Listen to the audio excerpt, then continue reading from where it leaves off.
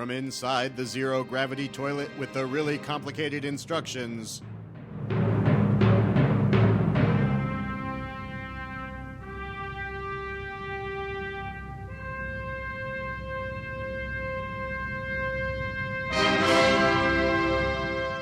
it's the DigiGods!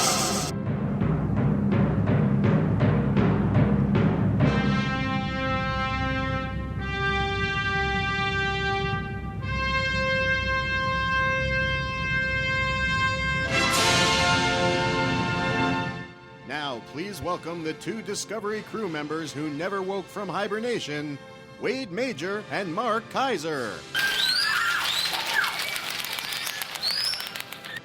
Oh, thank you, Corey. You know what? It almost sounds like Corey is actually here in the room with us. I'm not. What? I'm not here. You're not here. I'm not in the room. You're not. No. Well, that's interesting. But I will be later. You will? Okay. When now you least expect it. Now I'm completely confused. Corey, enough with the shtick. Corey, thank you for being here to do an actual live intro for our first official DigiGods show. You're welcome, but I'm not here. Okay, you're not here. Okay, bye. Okay, bye. Is what I would say if I were here. Okay. Well, that was something special to have Corey not here, actually. I think... I don't know how I feel about that. Mark, we are... untethered. Untethered from the shackles of those slave drivers at IGN. So here we are. We have the evolution of this show over the years. We began this, for those who are just tuning in, so that you understand the evolution of the show. Not that you should care. We began as the Box Office DVD Roundup, affiliated with Box Office magazine, boxoffice.com.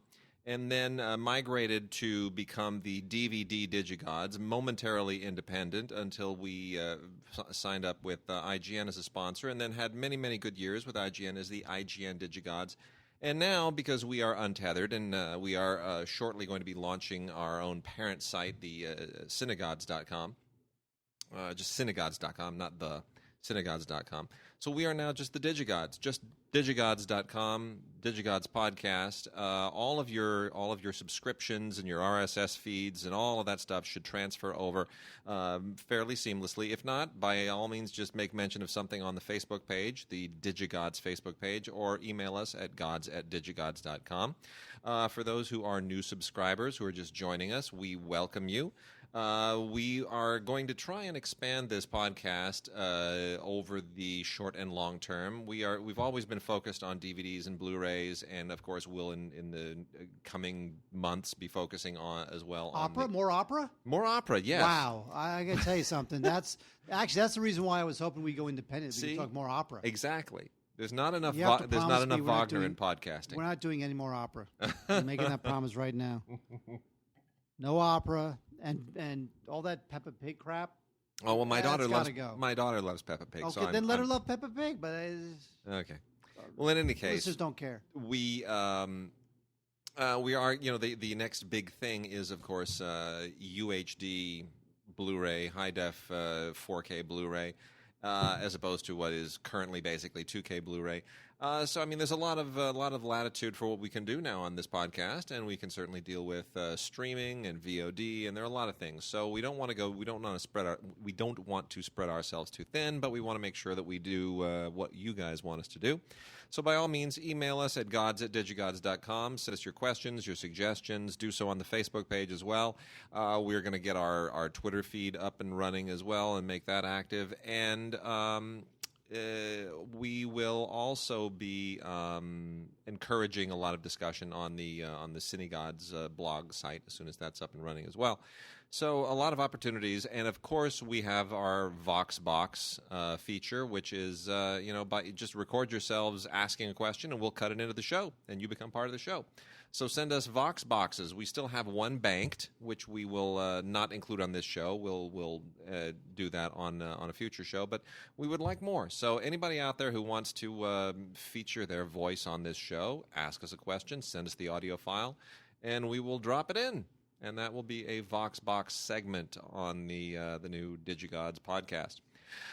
So with all that housekeeping out of the way, we have a couple of giveaways this week. Wade, did you thank everybody for joining us? Thank you, everyone, for joining us. Yeah, come with us. from sometimes some of these people have been with us since box office. We have carried you through the wilderness on our backs. That's what we've done. And we apologize. And we deeply and profusely apologize. So, yes, we've got new movies. We've got television. We have classic movies. We've been off for... Okay, hang on. No what? opera.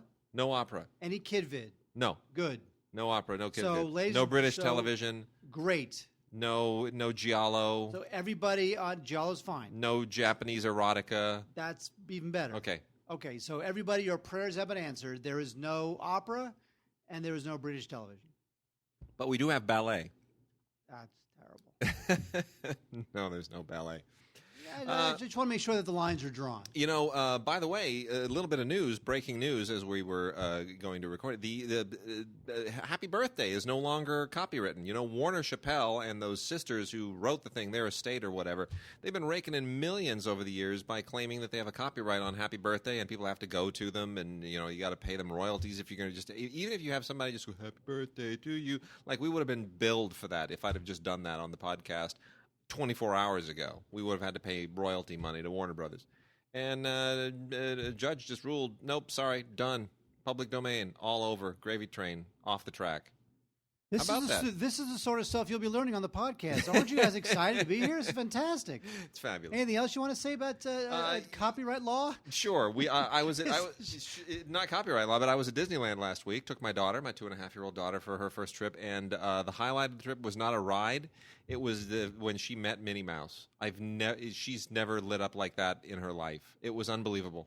Did you take a picture? Yes, we did. Oh. And Disneyland took a picture too. Oh. And gave us a card, and they want to charge us $12 for copies of it. Did you buy a copy? We might. What do you mean you might? Once you leave the park, isn't that it? No. You go on the site and you do a whole thing. Yeah. Anyway, I've not been to Disneyland in many years. Pirates of the Caribbean is closed for like another week or two. Pirates of the Caribbean, the whole ride. They're I don't know, vacuuming or something. It's lame. Yeah, whatever.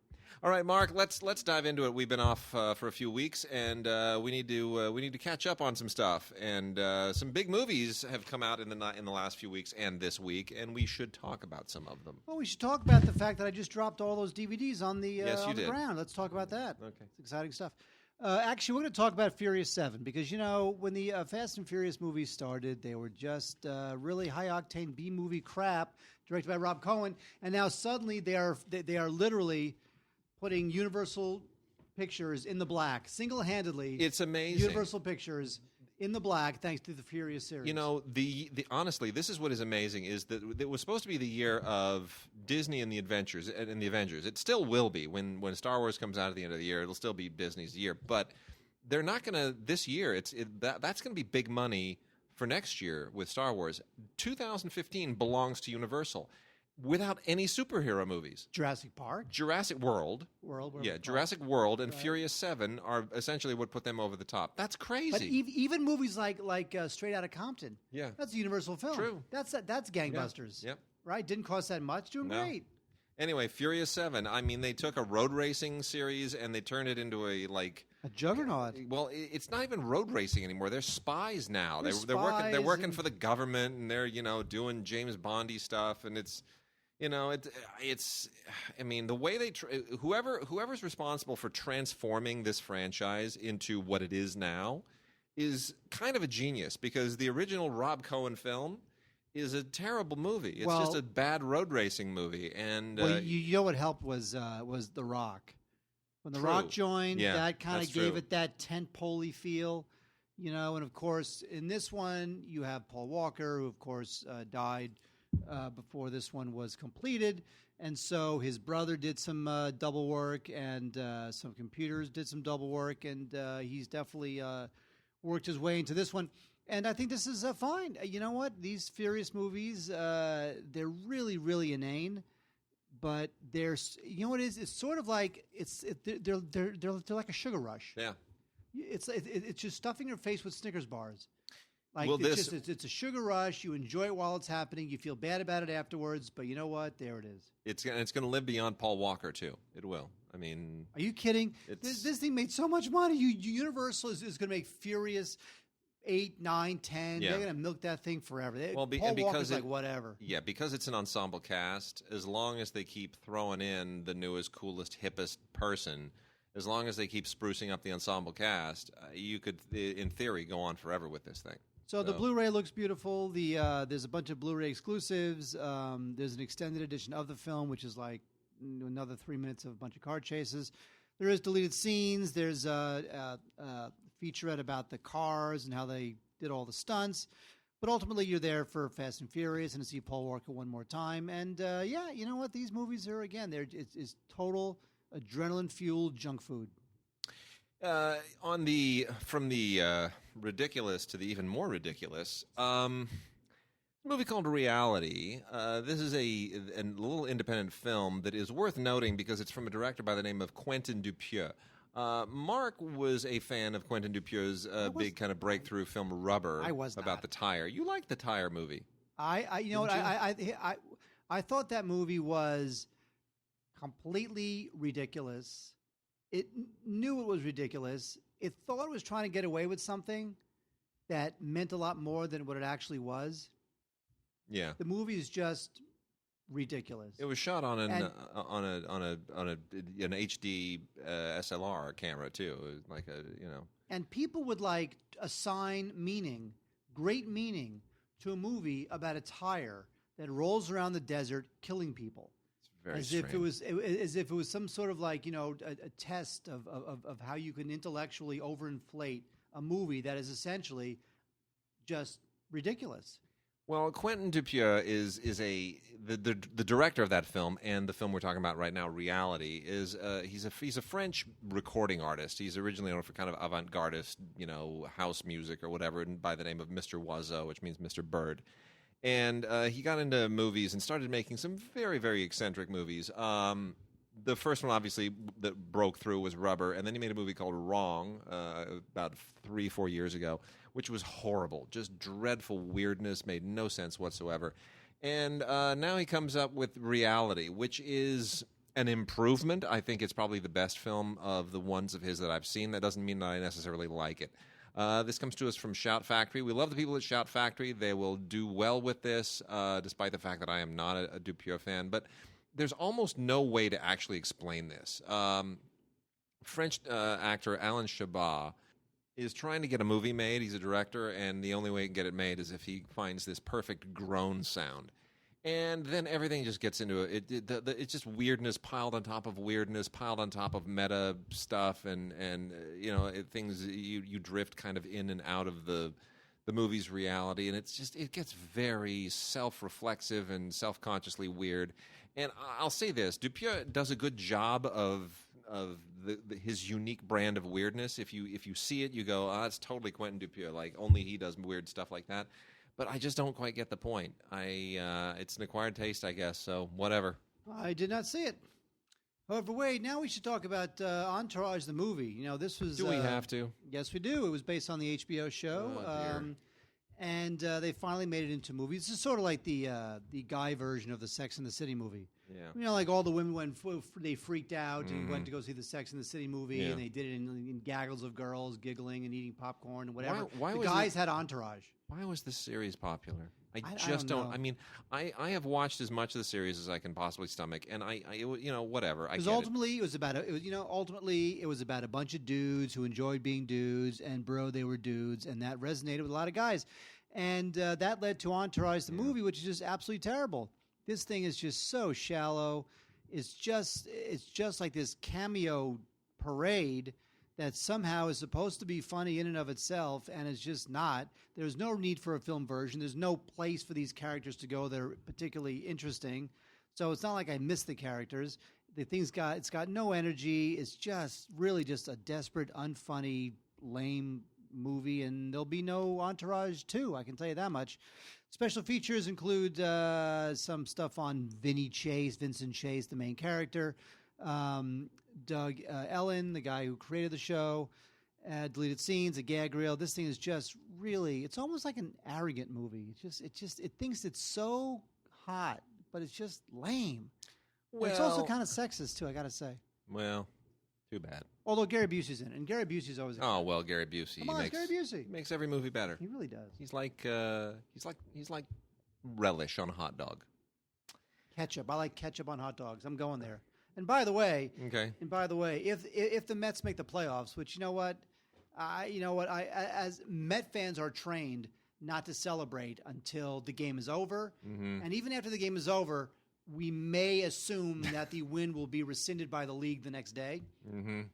Let's just say, in the off chance that the Mets make the playoffs, they would play the Dodgers. So I would be going to all the games at Dodger Stadium. Well, we'll put this show on hold for the duration of that series if it happens. And by the way, do you know who is offended by ketchup on a hot dog? Is Dirty Harry. Do you remember that?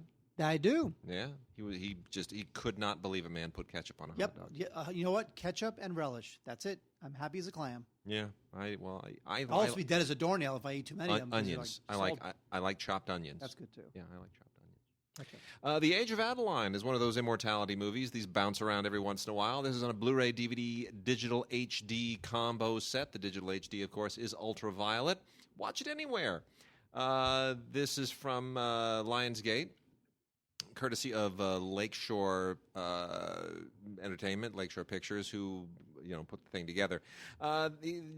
Directed by Lee Toland Krieger. This is not a terrible film. It's just a familiar kind of myth-making fairy tale movie with Blake Lively as a woman who at 29 should have died. She's in a horrible accident, near-death experience, and for whatever reason. The film gets into it a little bit. She becomes immortal. She doesn't age, so she has to keep sort of reinventing herself through the next 8 decades or so as everyone that she's ever loved grows up around her, and her daughter, and yada yada yada. And that's essentially it. It's what do you do when suddenly all your loved ones age and you don't? Interesting question. Great existential dilemma. Some lovely performances. Blake Lively kind of comes of age here. I have never been a huge fan of hers until this moment. I thought, okay, now I kind of get it. I see what you can do with her. So I think people... I'll do something with her. Oh, I'm sure. I opened you up to that one. But I think certainly there's a future now for Blake Lively as a leading lady, as an ingenue. I think she'll start to get bigger parts because of this, even if the film isn't quite all that. Harrison Ford shows up and tamps it down mercifully, gracefully. It's nice to see him kind of take a haircut that way. Ellen Burstyn, we rarely see her anymore. She's wonderful. So I don't. It's not a great film. It's certainly very familiar. But it, for that kind of schmaltzy stuff, it is head and shoulders above. Who's that guy, the Notebook guy that writes all that? Nicholas Sparks. Oh, gads, yeah, no, it's head and shoulders above that junk.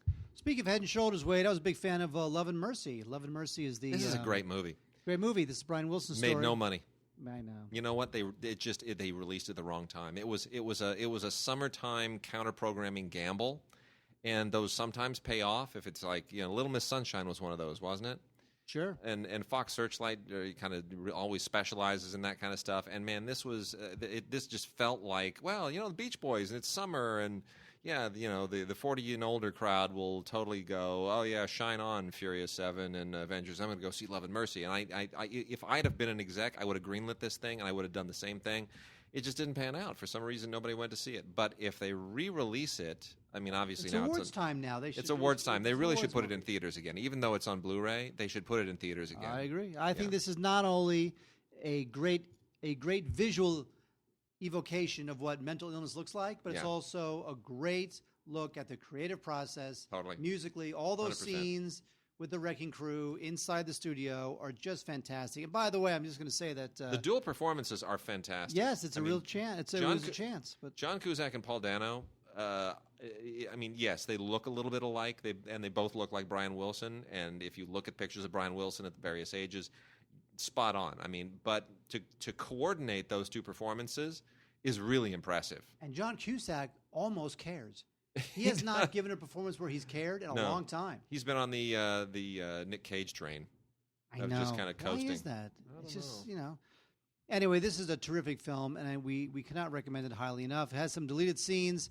By the way, it was directed by a producer and film executive, Bill Pohlad. Yeah. Like who thought that he would be this interesting, empathetic, visually inventive director. But Bill Pohlad has worked with so many great filmmakers that it's no surprise to me. I mean, he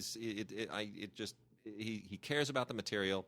He's worked with great filmmakers. He knows how movies are made. He has all the connections. He surrounds himself with really good people. It's terrific. Love and Mercy. Love and Mercy. Really good stuff. Deleted scenes, featurettes, audio commentary. The usual stuff. It's all fine, but it's a great transfer. It's beautifully shot. So evocative of the era. It's really, really great. On DVD only, not on Blu-ray, from BBC is Queen and Country, the new film from John Boorman. This is a sequel to Hope and Glory from 1987. And you're thinking, oh my gosh, why would John Boorman make a sequel to Hope and Glory? Like, whatever it's been. We're like 30 years later, practically. I don't know. He just wanted to revisit his autobiographical account. And if you ever saw Hope and Glory, which for my money was the best film of 1987, which is the year that The Last Emperor won, that was the year of childhood in World War II. There were 4 movies that dealt with childhood in World War II that year. The Last Emperor, partially, childhood World War II-ish. But then there was Hope and Glory, Empire of the Sun, the Spielberg film, and Louis Malle's Au revoir les enfants. Kind of a weird theme for that year. But Hope and Glory was far and away, in my mind, the best film of that year. It was brilliant.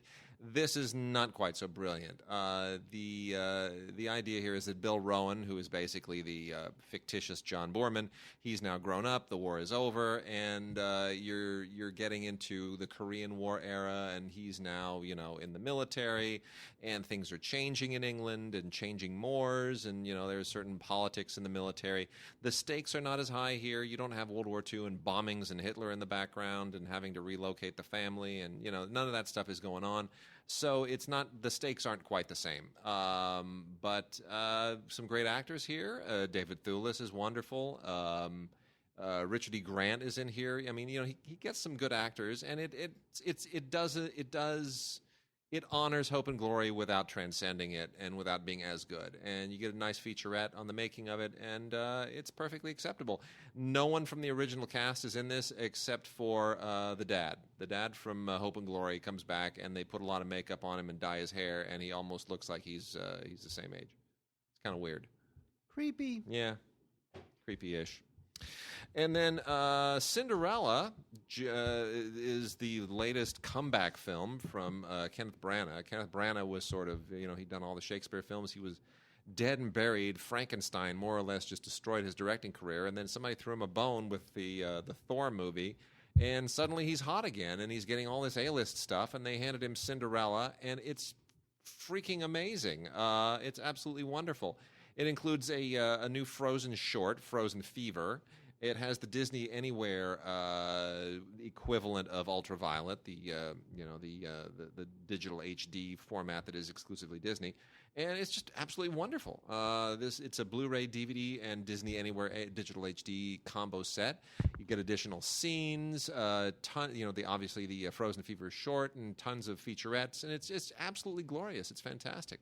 Our good friend Claudia is quoted on the box. And for USA Today, where she no longer works, oddly enough. But interesting little alternative opening is on here as well. But this is just an absolutely beautiful film. And you would have thought that this whole Disney thing of doing live action versions of all of their animated films would be really sort of cynical and not really pan out. But I'll tell you, I mean, this is delightful. They really make it its own. The animated film is what it is, and this is what it is. And they both occupy a wonderful space, and I've got to salute them, even though they've got this whole Princess Industrial Complex thing going that feels really manufactured. Handing this to Branagh was exactly the right thing to do, so I applaud them on that account. It's a great film. Wait, before we talk about Pitch Perfect 2, not a great film is Aloft, which otherwise has a good cast: Jennifer Connelly, Cillian Murphy, and Melanie Laurent. This is one of those movies that thinks it's really important, but actually we're laughing at it. It's about Jennifer Connelly stars as this woman. She's a mother, and she might possess these mystical healing powers. Maybe she doesn't. She had abandoned her son after a tragedy, and the tragedy is slowly revealed in flashbacks. All I'll say is that the husband here is into falconry. I mean, any movie about falconry is already too up its own butt and high and mighty for me to care about. Yeah. So this is one of those movies that thinks it's being just so insightful, but actually just narrow and shallow and just really just ridiculous. It's got one of those twist endings that by the time you get there, you just don't care anymore. And this is really just a dive off the shallow end of the pool that thinks it's being deep. It's called Aloft, and I'd pass on it. Pitch Perfect 2. Oh, dear. I love Pitch Perfect. The original Pitch Perfect is a fantastic movie. It's one of the best pure commercial entertainments I think I've ever seen. Just wonderful in every respect. You've ever seen? Ever seen. Wow. It is. It is great. It's a great movie. Ever seen. It is so much fun. Ever I get chills. seen. I get goosebumps watching that movie. I enjoy it so much. Elizabeth Banks, who produced the first one and is in it, obviously, and has some very funny moments, directed this. This is her directing debut. And she does a fine job directing it. Not as good as the director of the previous one. The director of Pitch Perfect came from Broadway and has a whole staging style. She's very competent. She knows how movies are made. She puts it together well. The problem is, Haley Steinfeld is the only new addition here, and it does the Rocky III thing, which is it immediately dethrones the champions, and then the movie sort of goes through the motions again to regain their glory in a competition against this psychotic German a cappella team.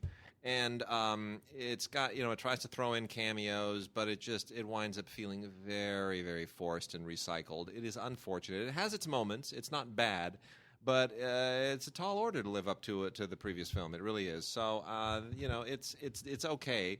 Blu-ray, DVD, digital HD, ultraviolet, but, they can...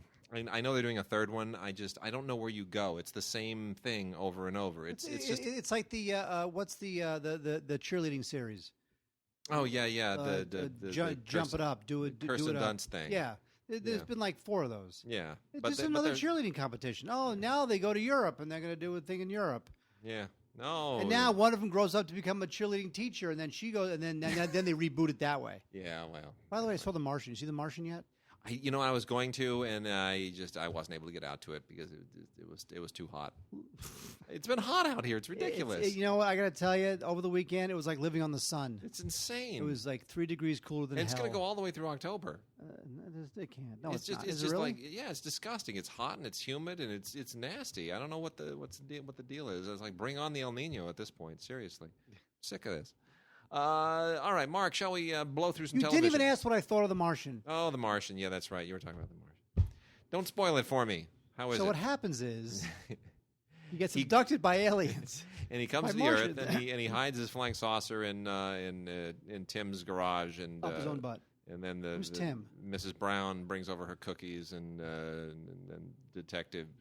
My favorite Martian. Oh, my favorite Martian. Oh, come on. There was a guy named Tim in that show? Yeah. It's been many years since I've seen that show. I watched an episode like 4 days ago.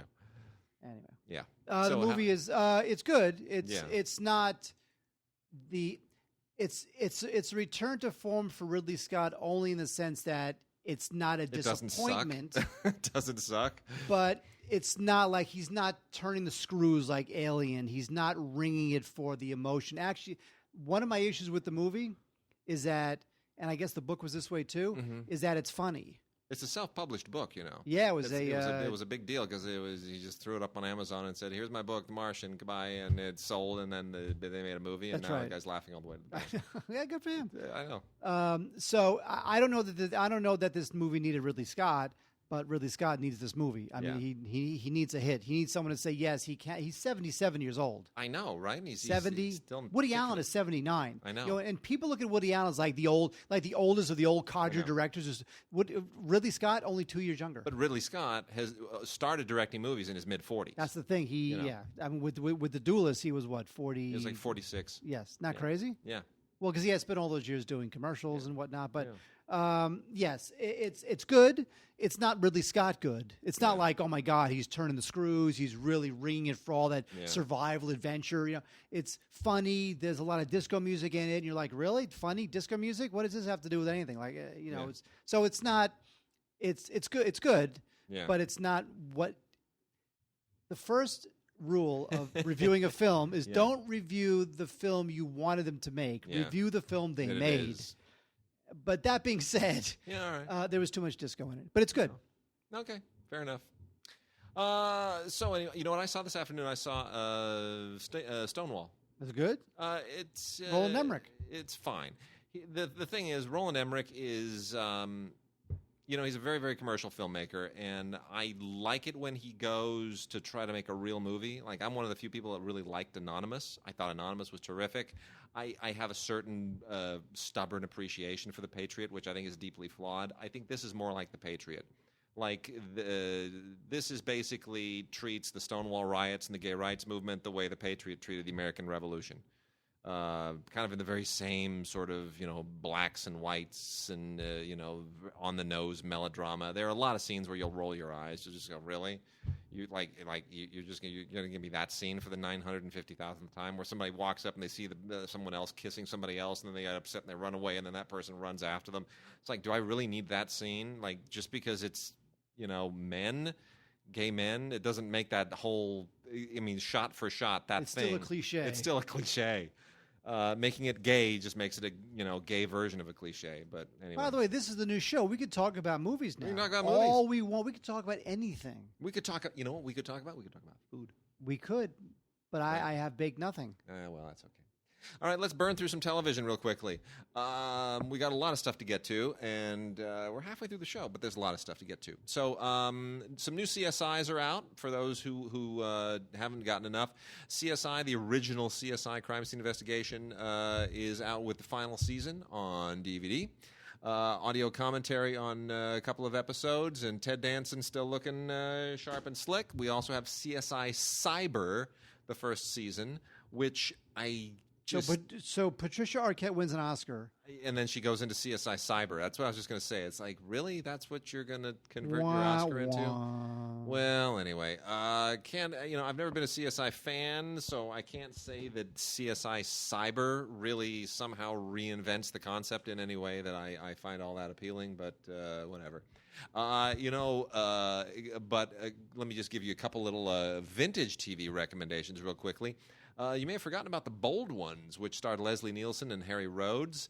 This is Leslie Nielsen back when he was doing serious stuff, and he was like a serious, dramatic television actor back in the 60s and 70s. Good stuff. Pretty cool show. It was, this is like pre-CSI investigative television cop stuff, and it's all right. It's all right. This is when they don't have all that science going. So that's the complete series of the very short-lived The Bold Ones, The Protectors. It played okay, but didn't really last very long. And then we get a collector's edition of the Carol Burnett Show, The Lost Episodes. This is the first 5 seasons available for the first time in 40 years. So check it out. That's, the Lost Episodes finally out from Timeline.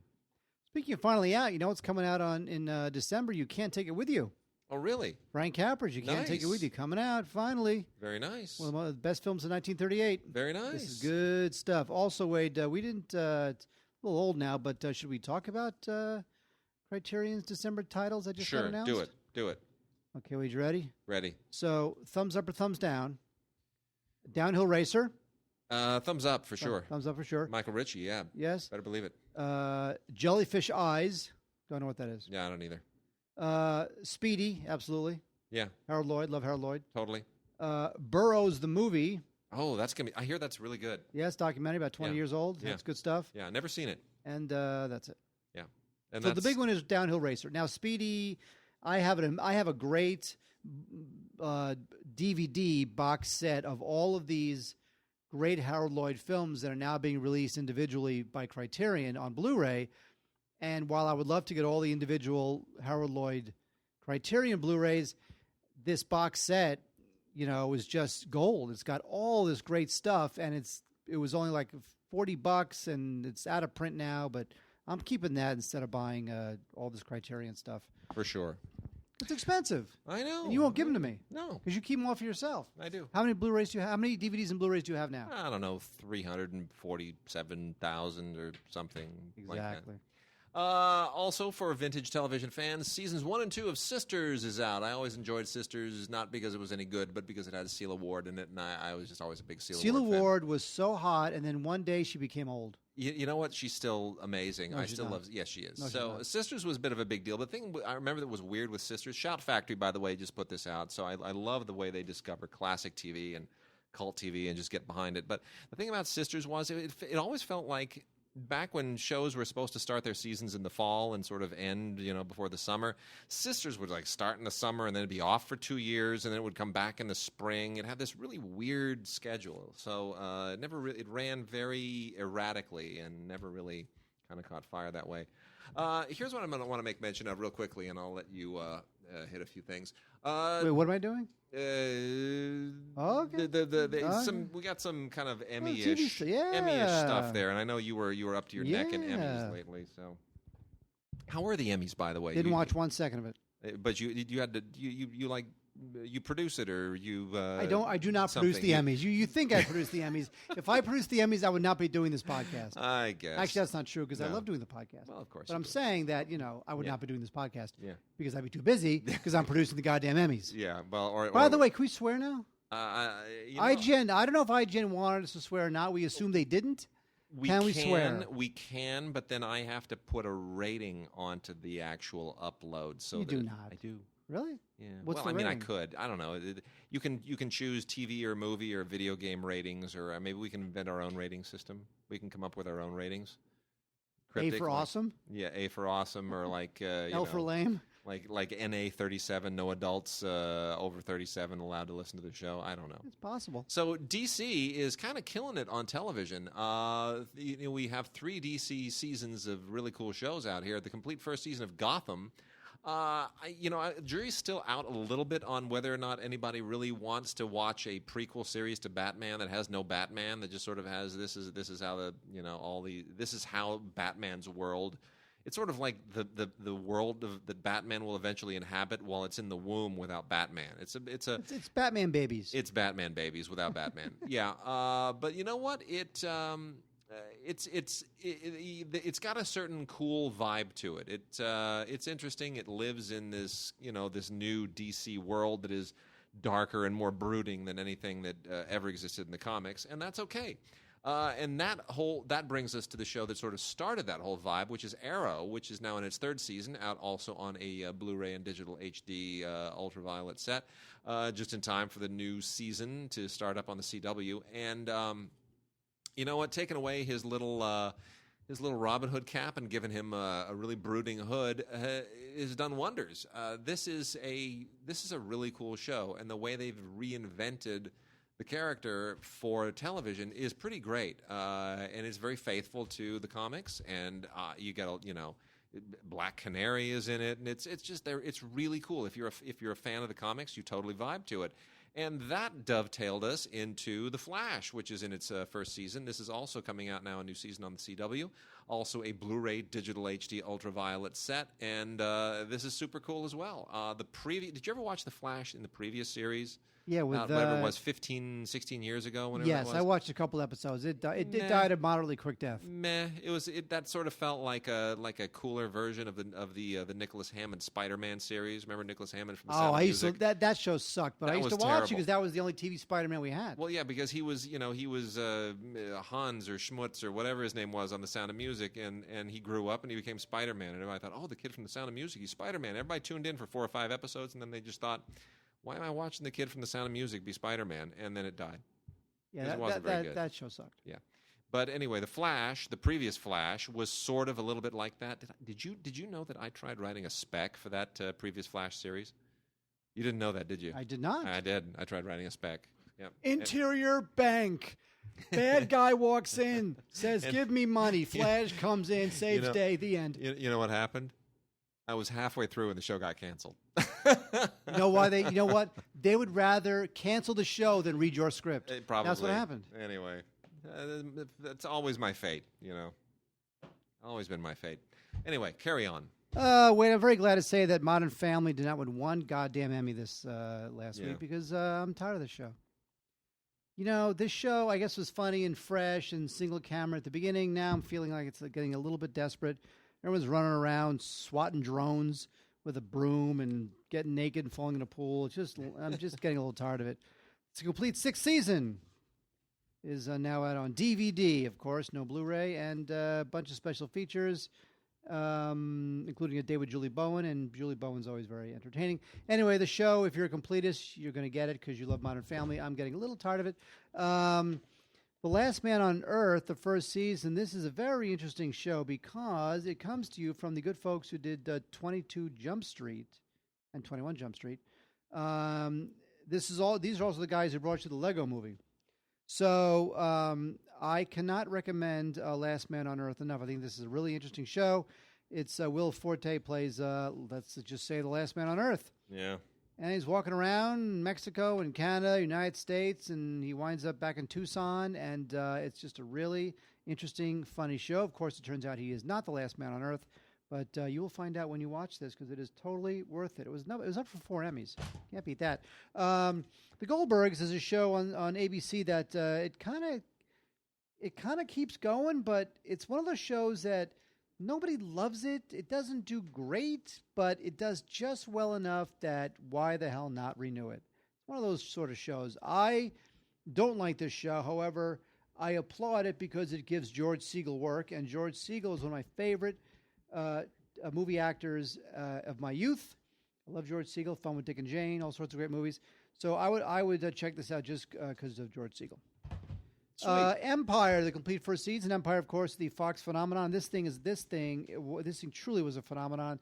This thing would pick up viewers every week. Every week got a better number than the week before. Because it came on after crazy. American Idol. Came on after American Idol. It was just big. People are sitting there watching American Idol on their fat asses, and American Idol ends, and like true Americans, they're sitting there shoving their face with food at 9 o'clock at night or whatever, and American Idol ends, and they're just too lazy to reach the remote and change the channel, so they watch this thing, which is basically, let's face it, it's Dynasty with a black cast. That's fine. The title is even derivative of Dynasty. So it's not Dynasty; it's an empire. So what? Who cares? I mean, look, people love. Look, that audience loves that show. It's a big, ridiculous, crazy nighttime soap opera that it became it just became a phenomenon.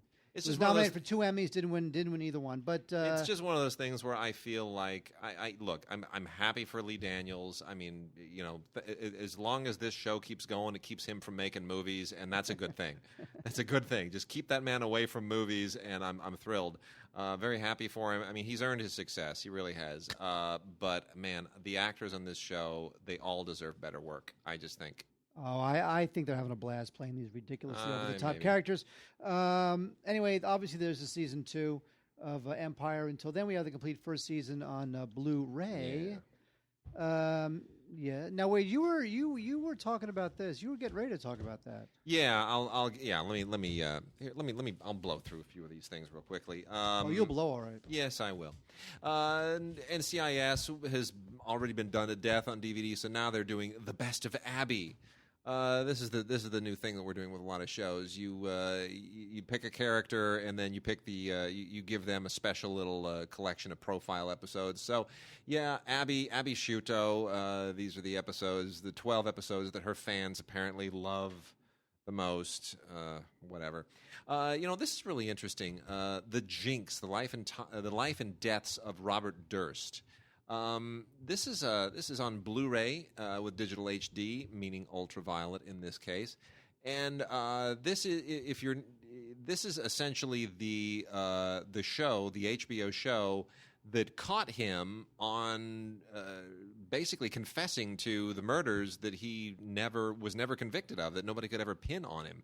And they caught him on a kind of off mic, and this whole thing it turned into like a gigantic. I mean, this is the show that basically caught a murderer. You realize that this show caught a murderer. I mean, they created a documentary show about this crazy real estate heir tycoon guy who everyone had always thought was a murderer. They could never pin it on him, and the show winds up convicting him. It's like an amazing television legendary thing. It's never happened before. All guilty people want to get caught. Yeah, I kind of believe that on some level. Anyway, So, 3 murders over the course of 30 years. Nobody could pin it on him. And then the show caught him basically confessing off mic. It was crazy. So really interesting stuff. Definitely worth checking out. Bravo to HBO on that one. And then Sleepy Hollow, the complete second season, leading in with a new season that is showing up on Fox on Thursdays. I don't particularly care for this show. I think it's really forcing it. I like the movie, though. The Tim Burton film. Yeah, I did too. But, I mean, that's not... This is the whole... This is the new thing. We're tired of vampires on TV, right? We're tired of the werewolves on TV and the zombies. So now we've moved into the whole fairy tale thing. That's the new deal. I am not tired of zombies. I'm not. Zombies are awesome. New Girl, the 4th season. Can't believe it's on 4 years already. Zooey Deschanel, by the way, taking a break from the show because she's like having a baby and that whole thing. But still a really fun show. I'm happy that it's run for. I didn't think it would last for 4 seasons because I didn't think anybody was watching it. 5th season of Blue Bloods is also out there with the ageless Tom Selleck, who for some just ungodly reason seems to have made a deal with some kind of demon to not age. Tell me, has he aged at all in 35 years? Yes, he has. He's aged 35 years. No, he hasn't. Look at him. He looks the same as he did in Magnum P.I. Well, because he's exactly the same. Because he had plastic surgery and his hair dyed. He didn't. He's ageless. He did not have his hair dyed. He's ageless. Anyway, on A&E there was a show called The Returned. This is based on a French show, and The Returned is all about the small town in Washington where people who were previously dead have returned to life and returned to their families. So they have returned to their families, and they got to figure out what happened and reintegrate themselves into society. This thing was developed and executive produced by Carlton Cuse from Lost fame. This thing didn't go anywhere. A&E canceled it, but now it's available on DVD if you dig it, called The Returned. The Big Bang Theory. This piece of crap keeps going. Truly just the worst show ever. Season 8 on Blu-ray.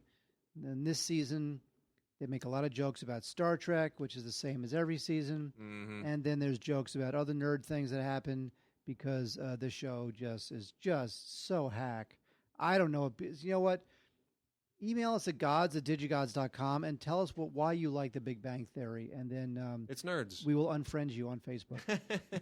It's nerds. It's all about the nerds. That's just the worst. Yeah, it's all about the nerds. Aquarius is a David Duchovny show. And, this thing didn't go anywhere either.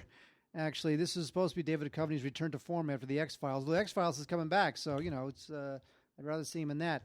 Duchovny's had an interesting career. He was big time on X-Files. Movie career never really took off. He winds up on Californication, which is one of those kind of cult shows that people either got or they didn't get. And now he was on NBC in the show Aquarius, the complete first season, now on Blu-ray. And, So he plays a homicide detective, and he's investigating this cult leader, mainly Charles Manson, in the years before it was the years before the Tate LaBianca murders. But so it's got some real-world resonance to it, and it is the return of Duchovny, but in the end, people didn't care. This thing's done. And then there's an interesting Emmy-nominated thing called Nightingale. HBO put this on. It's basically a one-man show. David Oyelowo as a vet who's having kind of a psychotic break and who's dealing with all kinds of stuff. It's just a one-man performance. It's really fantastic. Oyelowo is the man of the moment, right? He's great. He's fantastic. Great British actor. He's had, his bits in Jack Reacher and a few other things, and then he played Martin Luther King. That was the big breakthrough. Did not get an Oscar nomination. Should have, but not getting one almost played better for him career-wise, And he has another film that just opened called Captive. Based on that actual event, the guy who killed all the people in the courtroom and then took that woman hostage, and then she read the book to him by Purpose-Driven Life and made him anyway. So that just opened. Have you seen that? Yes, I have seen it because my wife actually worked on it for a better part of a year. Do I need to bring the mic closer? Yes, I think you do. Oh. Yes. I'm too lazy. Yeah. Anyway, it's good. It's good, and Oyelowo is great in it. I mean, he's the man. He's the man. Yep. He is the man. So he's the man of the moment. Nightingale's really good. Let me just wipe out the last handful of television for us here, and then I'll do our giveaways. Outlander, in a collector's edition Blu-ray, Season 1, Volume 2, with Season 2 on the offing now from Starz next year. There is an extended episode here. It comes real splashy packaging with a little lenticular cover, and the whole kind of weird time-tripping, time-traveling concept of this thing going into the Scottish past. If you haven't watched the show, you might want to check it out. It's a really interesting show, kind of classic Ronald D. Moore stuff. And it's interesting. There are excerpts from the scripts in this. They have a special souvenir booklet here, and there are excerpts from the scripts, and it gives you a better insight into how the show is put together. I think this show has an interesting future. I'm curious to see where it goes. Brooklyn Nine-Nine Season 2. Andy Samberg did a bang-up job hosting the Emmys, even though it's the lowest-rated Emmys in history. But this is a very funny show. Very funny show. Good cast. A lot of fun. It's a good cop comedy. We haven't had one on TV for ages, and it's fun to have. God, would you say it has kind of a Get Smart feel to it? Maybe a little bit? No, nothing has a Get Smart feel to it except Get Smart. Okay. How dare you, sir? Good sir. Bring up Get Smart. I know. Without saying it's the funniest thing ever. Stephen King has inspired the show Haven, which is... Now that's like Get Smart. Yeah, it's like Get Smart. Haven, which is in its volume 1 of season 5 on Blu-ray, and not great. Stephen King's name is kind of all it has going for it. And then a bunch of CW shows are out also. Supernatural season 10 is coming back as well. That's out now on Blu-ray and digital HD. We've talked about that to death in the past. iZombie, complete first season. This is also continuing on the CW. I applaud them for thinking that they can squeeze more out of the zombie genre on television than they have previously. And this is, it's good, fine. It's a nice new twist on it, but I don't know if it's going to last beyond another season, maybe 2. And then another new show on the CW that is continuing is the wonderful Gina Rodriguez in Jane the Virgin, which is a very smart show, and I think will probably be on a little bit longer. It's edgy, but it's not offensive. Interesting premise, and I think Gina Rodriguez has a real future. I like her a lot. Really, you think so? I do. I really do. I think she's sharp. She Golden Globe, right? She got a Golden Globe. That was a surprise Golden Globe win. It was, but it shows you how she's sort of soaked into the zeitgeist. And then real quickly, some classic television that's out as well. The Peanuts Emmy Honored Collection, which is 2 Emmy-winning and 9 Emmy-nominated Peanuts specials. People have been kind of getting fatigued of a lot of the Peanuts stuff because they've been releasing all the kind of second-tier stuff. This is the Emmy-winning stuff. If you just want to go straight to the stuff, or the Emmy-winning and the Emmy-nominated, you just want to go to the award-worthy stuff, this is it. It's a great collection. 4 hours worth of stuff. Hee Haw collection. Hee Haw, they're never going to release the complete Hee Haw because Hee Haw, this is like 850,000 hours of Hee Haw. Hee Haw was a very simple premise. I actually saw a lot of the stuff where they shot Hee Haw when I was visiting family back in the 1970s when I was a little kid. And Hee Haw was basically laugh-in for rednecks. That's it. It's laugh-in for hicks. If you look at laugh-in and you think that's just too sophisticated New York and coastal hoo-ha, give me some of that with some hayseeds and Minnie Pearl. Well, there it was.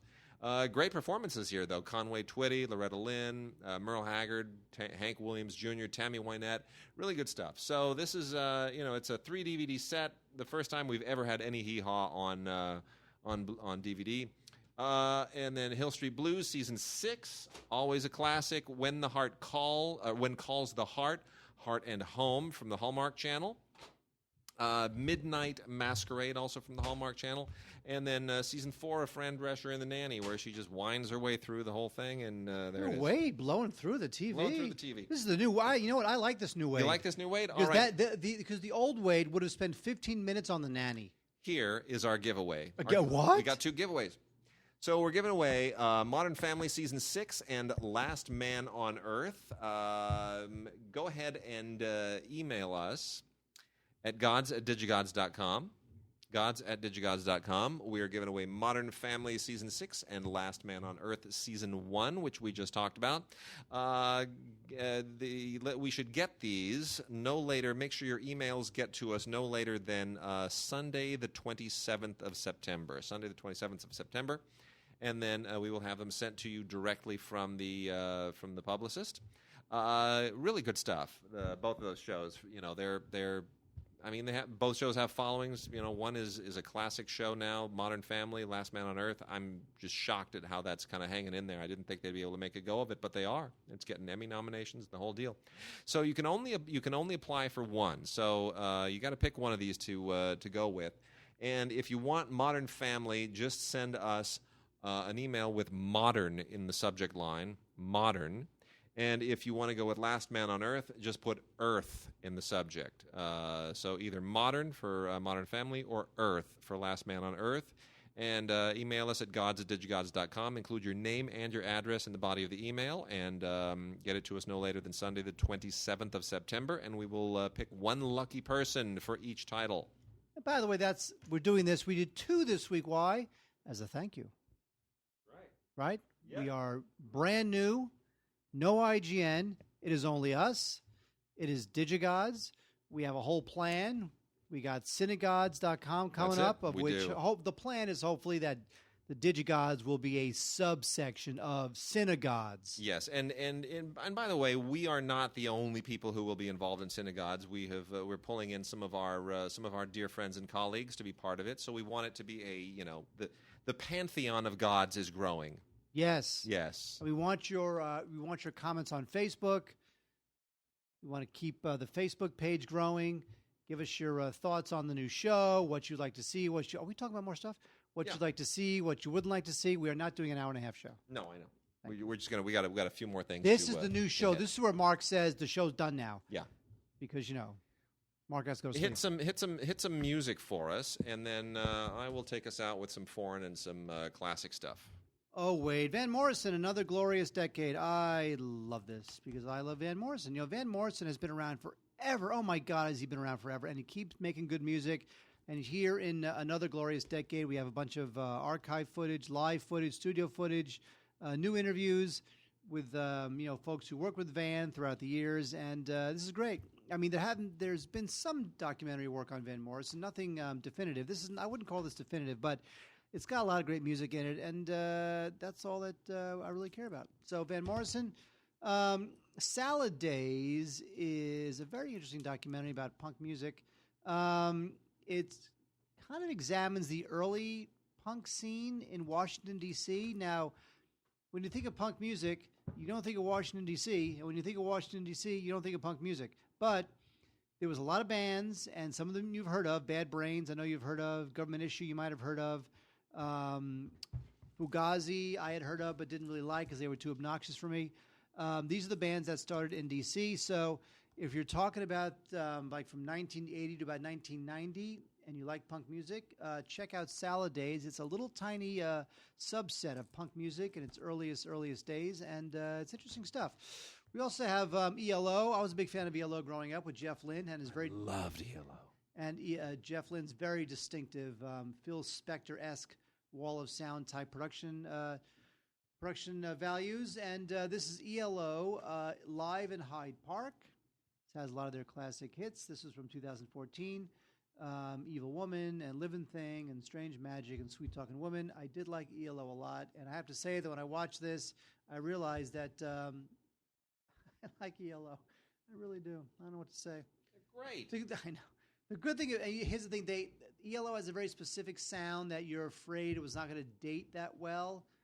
And even though the sound itself hasn't dated that well, the songwriting is there, and that kind of carries it. Yeah, you know who made ELO? Kelly Grocott. I don't know why I'm saying that. That's meaningless. Exactly. Anyway, this Blu-ray ELO Live at Hyde Park also contains a documentary all about Jeff Lynne and ELO. You got to love that. George Strait, The Cowboy Rides Away. This is George Strait live from AT&T Stadium. I do not like country music. However, George Strait, I do like the old school guys.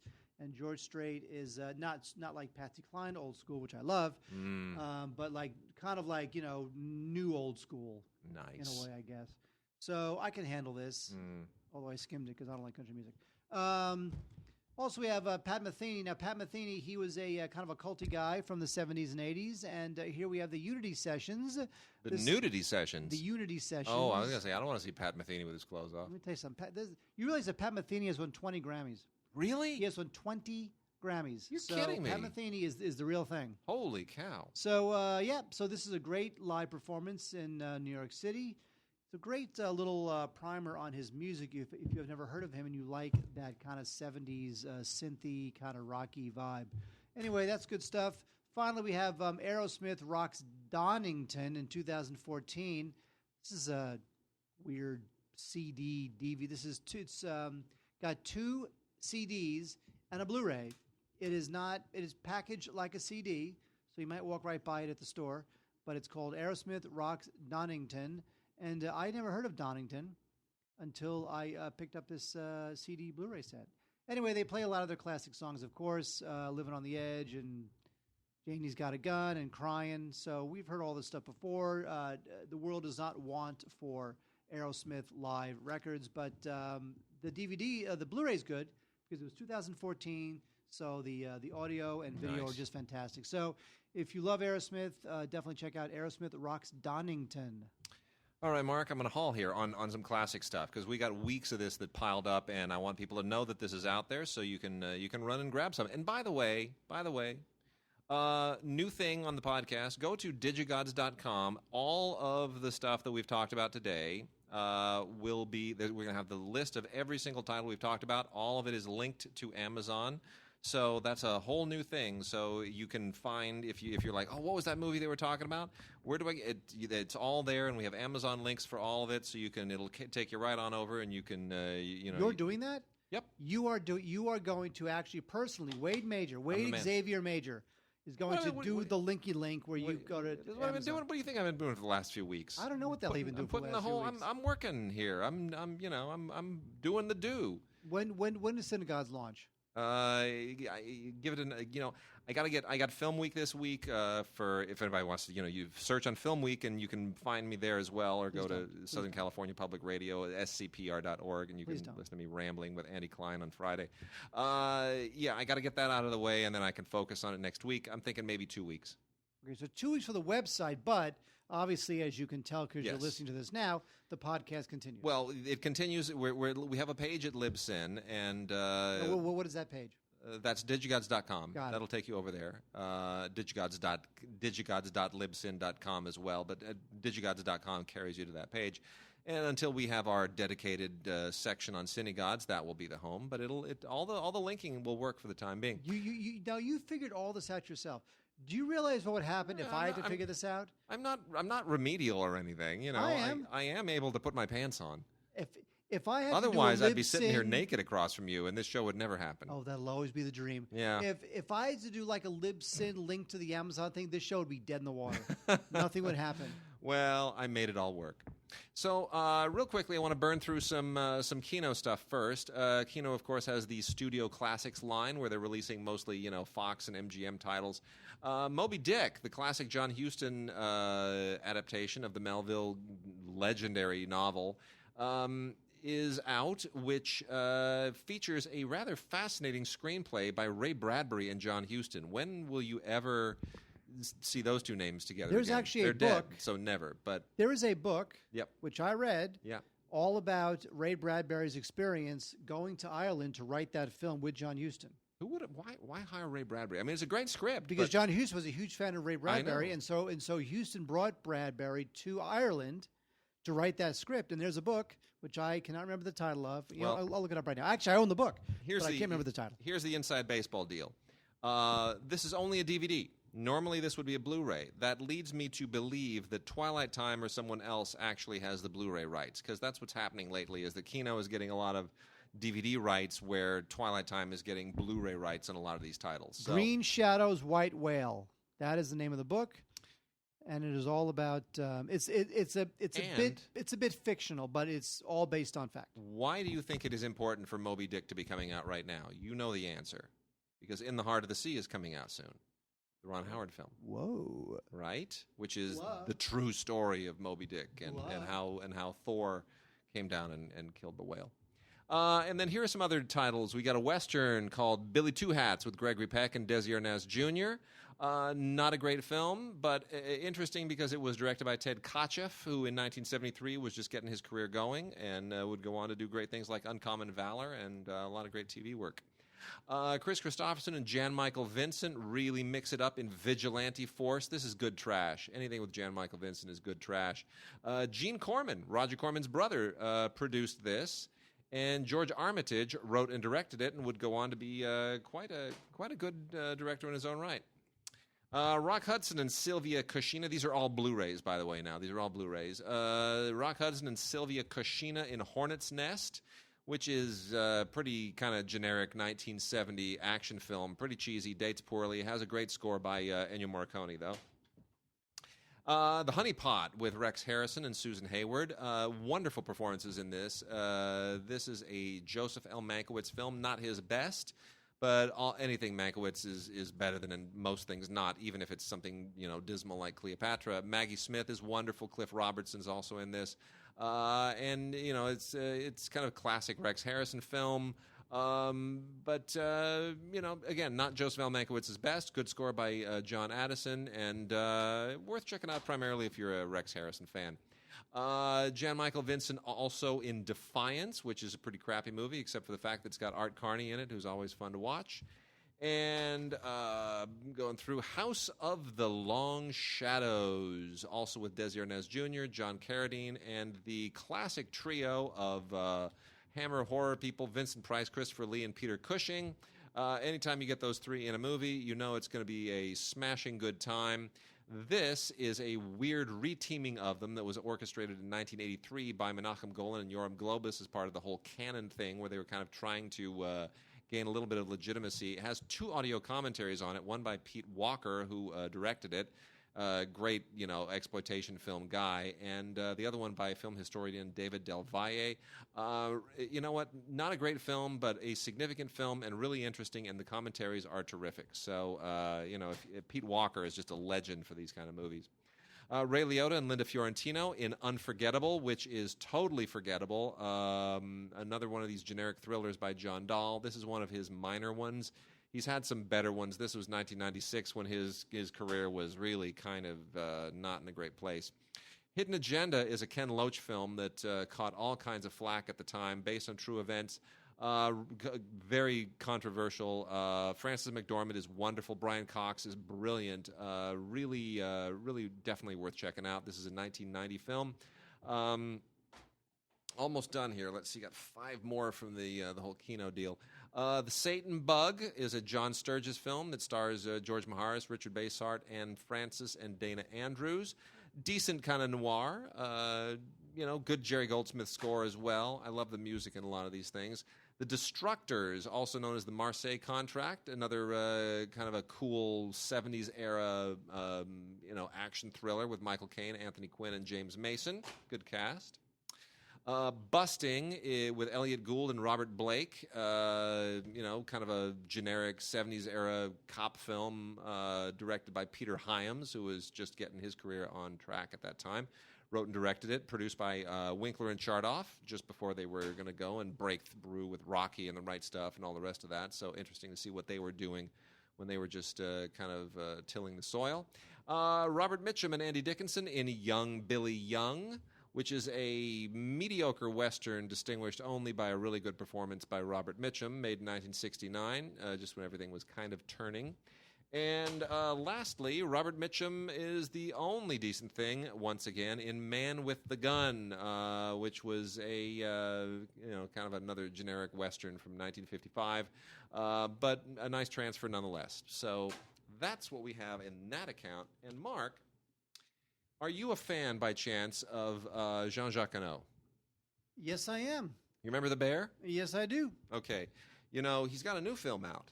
Which I have seen half of. Yeah. Did you watch half of it, the Wolf movie? Yes, I did. Wolf Totem. Yeah, Wolf Totem. What'd you think of it? It's good. Did you see it? I did. I thought it's. You realize they raised those wolves. We can talk about this stuff now. They raised those wolves from pups for several years and trained them for like 2 or 3 years in preparation for making that film. That's what Jean-Jacques Hano does. That is cray-cray. It is insane. And he had to get a special papal dispensation from the Chinese government to make the film because he was still persona non grata for making 7 years in Tibet. Like, he was banned from China. And when the producers of that film said, "Hey, how about getting that guy that you don't like?" and the government said, "No, not going to happen." And they said, "How about would you be nice to him if he's nice to you and promises not to say like anti-communist things?" And apparently they worked something out and they let him back in China and Inner Mongolia, and he made Wolf Totem, which I think is not great. But anyway, The Bear, his best animal movie, I think. The Bear is great. 25th Anniversary Collector's Edition is now out. I'm just saying. It's good. Go nuts. It's really good. I like this movie. I like him a lot. And then just winding us up now that we are right at the very end, I want to make mention of just a few criterions, 3 criterions in particular this week, and then some Warner Archive stuff, and then we're done. The criterions are the Kieslowski film Blind Chance. Krzysztof Kieslowski, who did 3 Colors, red, white, or blue, white, and red, as well as The Double Life of Veronique. Most of his films are not known here. It's like those 2 and then The Decalogue. So hopefully this means that Criterion will be getting a lot of his other earlier stuff, like Camera Buff, which is brilliant, and getting it out here because all of his films are masterpieces. I am a huge fan of Kieslowski. This is a great, great, great film from 1981, Blind Chance. You just absolutely have to see it. It is an extraordinary story of a medical student and how he deals, how he navigates all the political strictures of living in an oppressive Polish state. Really, really awesome. Great film. Originally banned by the government. Tons of good extras and beautiful transfers. So there's that. And then we have a couple of great films from Bruce Beresford. Breaker Morant. Many consider this his best film, even better than Classic, Driving one of Miss my Daisy. favorite films of all time. Great, isn't it? 1980. Fantastic. Awesome. Favorite films all time. Great. Blu-ray of Breaker Morant from Criterion. Give it to me. No, never. It's fantastic. Edward Woodward, it's the best thing ever. And then a Bruce Beresford film, which was one of the first films that I actually reviewed as a young film critic in 1990, Mr. Johnson. Which I'm amazed that this has actually become a Criterion edition. This is a really great film, and it's perfectly suited to go along with Breaker Morant, which takes place in South Africa. This is about this Maynard Ezeashi, who's a wonderful actor, plays a Nigerian villager who's in colonial Nigeria, who's trying to work with Pierce Brosnan to sort of bring himself up and have a better life. And what eventually happens is a devastating look at the price of colonialism for colonized peoples. It's based on a famous 1939 novel, and it is a beautiful film that got no traction at the time. And so I applaud Criterion for picking it up and giving it a second life alongside Breaker Morant. And then lastly, Warner Archive always releases great stuff. We've got 3 new Blu-rays from Warner Archive, which are very rare, but worth noting. The Hunger, the first big Tony Scott film, which a lot of people consider in some respects his most stylish film. Catherine Deneuve, David Bowie, Susan Sarandon, a sexy, weird, funky vampire movie, is out on Blu-ray from the Warner Archive collection. As is The World According to Garp with the late Robin Williams, one of his best performances. Love this movie. George Roy Hill, absolutely. George Roy Hill. Still love this movie. Love it too. Oscar nomination for that guy from Third Rock John from the Sun. Lithgow. Yeah, guy from he's the Third Rock from the Sun guy, right? Yes, Lithgow? he is. Yeah, that's how I know him. And then for some strange reason, the Warner Archive collection has released a Blu-ray of Showdown in Little Tokyo, which I never would have imagined. Dolph Lundgren and Brandon Lee, also the late Brandon Lee, who perished on the set of The Crow. Directed by Mark Lester, whose career has subsequently sort of evaporated. And, this is a very strange film for them to release. I'm not quite sure why this gets the Blu-ray treatment. It must be because there's like a cult martial arts following for this film or something. But anyway, it's okay. It's not a bad film. It's just I wouldn't have imagined it a candidate for a Blu-ray. And then on DVD, the DVD-R releases, the MOD Manufacture on Demand releases from Warner Archive. Some really, really fun classic stuff. Rosalind Russell, Don Amici, and Kay Francis in The Feminine Touch, which is a lot of fun. And then we have John Gilbert, the great late John Gilbert, in The Phantom of Paris, which is fantastic, as well as Way for a Sailor. Not the easiest title to roll off the lips, but it's got a great cast here as well. Leela Hyams is in both of these as well, and Wallace Beery in this, along with John Gilbert.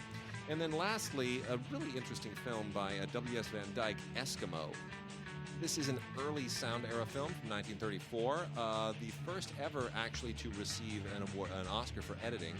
And it kind of, has that Nanook of the North feel to it. It's actually the first feature film ever shot in Alaska, shot in a Native American tongue. It's worth checking out. It's a nice, interesting ethnographic film that is not exploitative. It's about this guy making this trek across the tundra just to be able to trade skins for a rifle. That's the whole thing. And there's some interesting little kind of ancillary little subplots and things to it. But it's a good film. It's well ahead of its time and very, very well done. So Van Dyke is kind of a forgotten filmmaker of the period. So, interesting 1934, very unusual film that Warner Brothers has decided to dust off and let people take a look at. Eskimo from the Warner Archive collection. All right, Mark, we are going to knock another show out next week and continue to get our shows going as we get the website up and running. You realize you're going to beta test the thing once it's done being built. I am? Yeah, you're going to basically sit around, you're just going to click a lot, and then you're going to send me emails that say this is broken, this doesn't work, this works. I'm happy to do that. Cool. I'm on board. All right. You know why we're doing it? Why are we doing it? For our listeners. That's right. What do we do? Do this for our health? No. For the money? All right. So that's it. I get paid so much for this podcast. Episode 1. We're starting all over. Episode 1. Now, is it 001 or is it just 1? I don't know. Who knows? I don't. It's some kind of an integer. What? An integer. I don't know what that is. I don't either. That's why we do podcasting. Because we don't know math. All right. See you next week.